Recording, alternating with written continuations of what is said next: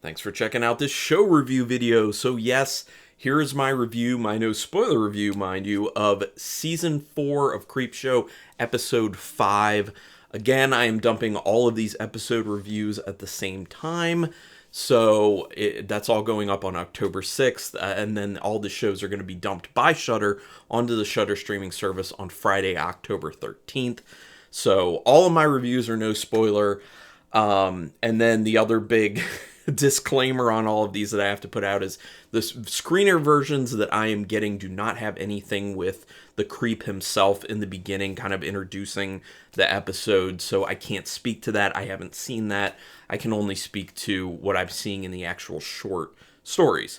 So that said, if you watch my review for Season 4, Episode 4, I said that was the best episode so far that season. Now it's kind of funny because season 4, Episode 5, I think is the worst episode of the season in my personal opinion. Obviously, just my opinion. All right, so let's get into the two stories that are in this one.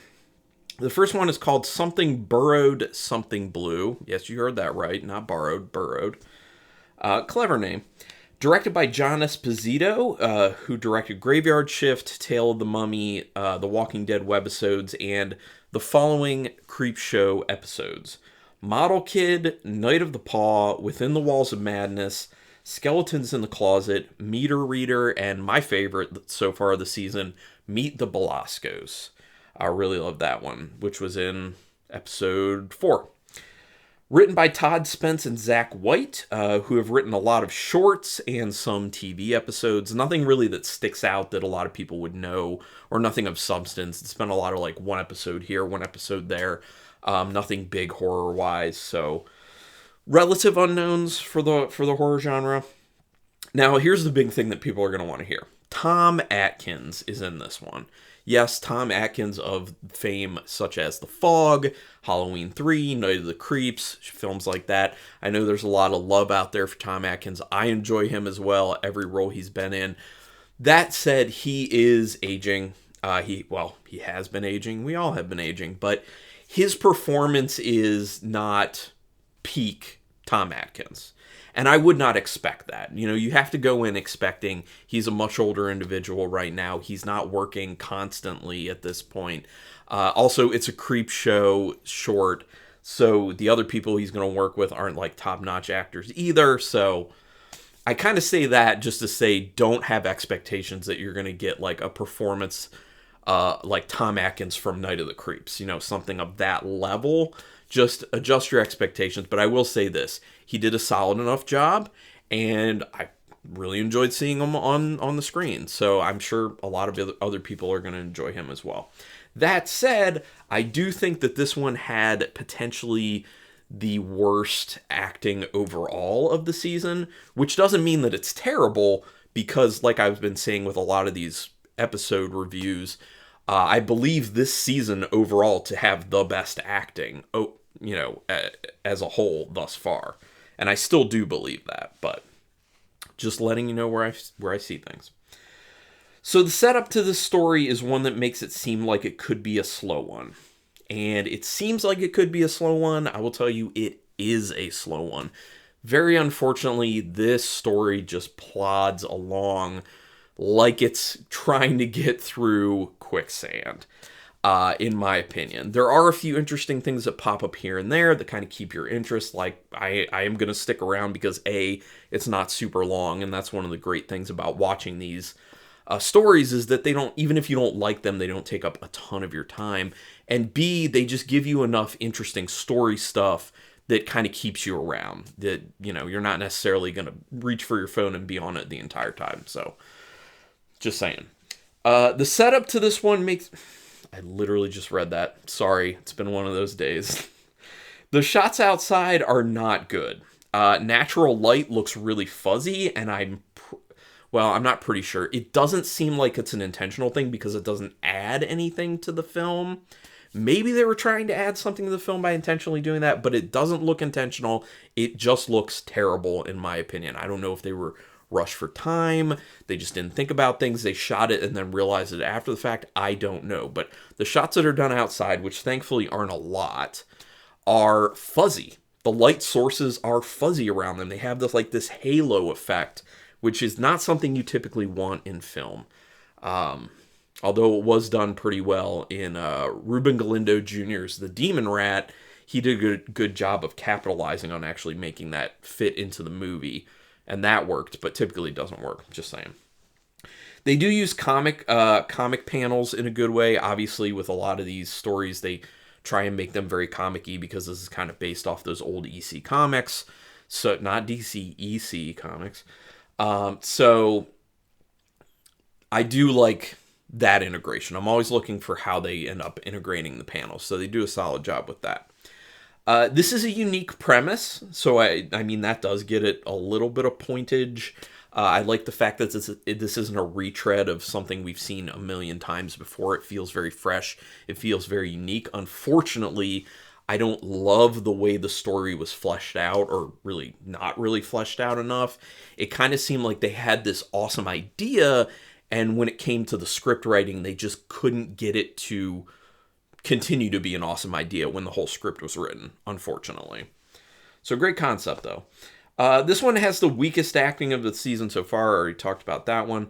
The dialogue does not flow all that well. This, again, going to the writing, I don't think the writing was very strong on this one. Like I was just saying about how it seemed like they had a great premise, but they couldn't get a great script out. This extends to the dialogue. The dialogue is not written the greatest, and with the fact that the acting is just okay, one of those things had to be better. You know, either the dialogue written had to be a lot more convincing and good, or if it wasn't going to be any better, then the acting needed to be pretty, like, really, really good in order to kind of sell that not so great dialogue. So the combination of those things coming together is kind of not great in my opinion. This was too drawn out for what it is. Even though it's a very short one, it's less than half an hour. It feels like it's longer than that, and they did not need the time that they took to tell this story, unfortunately. It's a good idea conceptually, but the way it plays out just doesn't work that well. Very unfortunate, because, like I said, great premise is a great idea. So out of 5 stars with half stars in play, I'm going to give this a 1.5 star rating. Did not like Something Burrowed, Something Blue. All right, so then moving to the second one of this episode, and that is called Doodles. This one was directed by P.J. Pesci, who directed some episodes of Supernatural, directed From Dusk Till Dawn 3, The Hangman's Daughter, my favorite, some episodes of the Tremors TV show, and the Creepshow story Parent Death Trap, which was an earlier one in season 4, which is pretty solid. This one written, again, by Todd Spence and Zach White. I didn't enjoy this one that much. I think there's a problem with their writing in particular, I gotta say. Yeah, so, I don't know.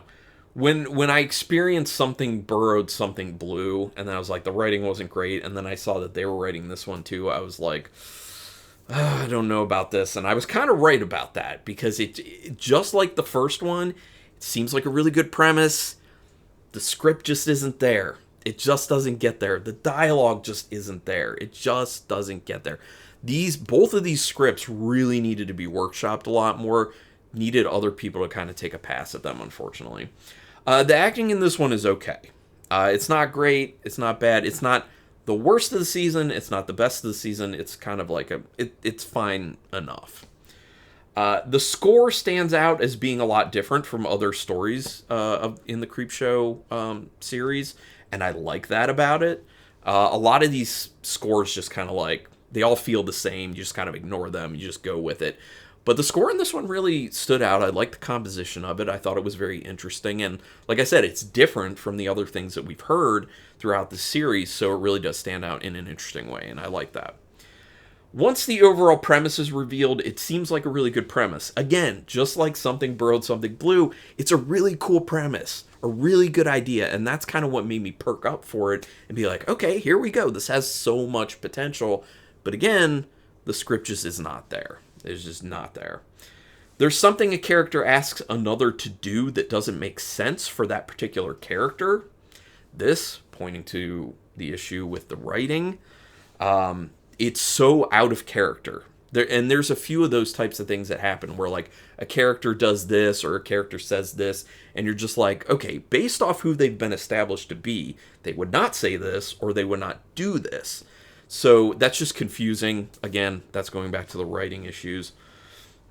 It's a bit slow, but still kind of interesting. Again, they drop enough of the interesting aspects of the premise in that you stick with it, but it is kind of slow. I don't think it played off as being, well, it was close. I was going to say it didn't play off as being as slow as Something Borrowed, Something Blue, but it was close. It was close to that kind of, yeah, kind of being slow.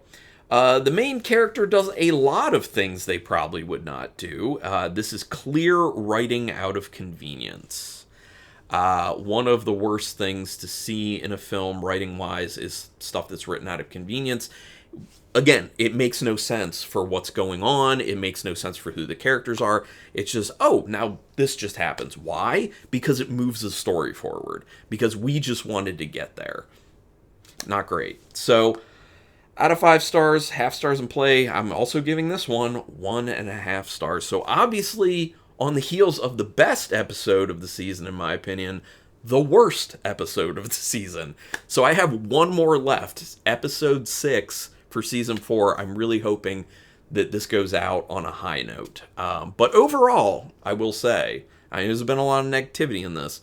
Overall, I have enjoyed this season. I definitely have. So everyone go ahead and give me your opinions on this episode, especially if you have differing opinions. Just let me know why. I liked it, I didn't like it, whatever. Give me a sentence or two.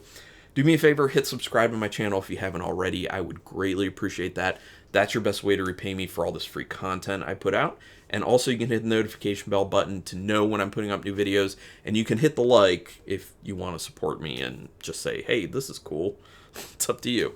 But regardless, thanks for taking your time to watch this one. And until next time, keep it brutal.